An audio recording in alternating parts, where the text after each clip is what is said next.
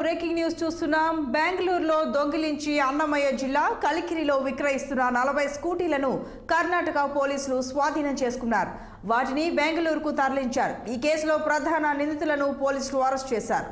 దొంగతనానికి గురైన మరిన్ని వాహనాల కోసం ఆరా తీస్తున్నారు.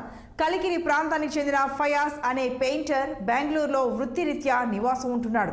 ఈ క్రమంలో ఫయాజ్కు దొంగలైన ఖయూమ్, సికిందర్లతో పరిచయం ఏర్పడింది.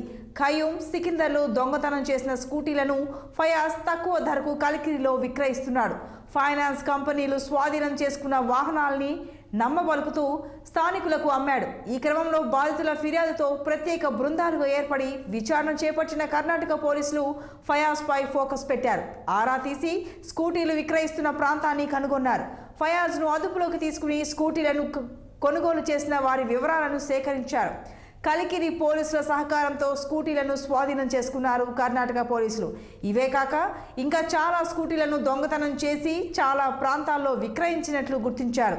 వాటి కోసం గాలిస్తున్నారు ప్రస్తుతం కర్ణాటక పోలీసులు. ఈ స్కూటీల స్వాధీన వ్యవహారం స్థానికంగా సంచలనం రేపింది.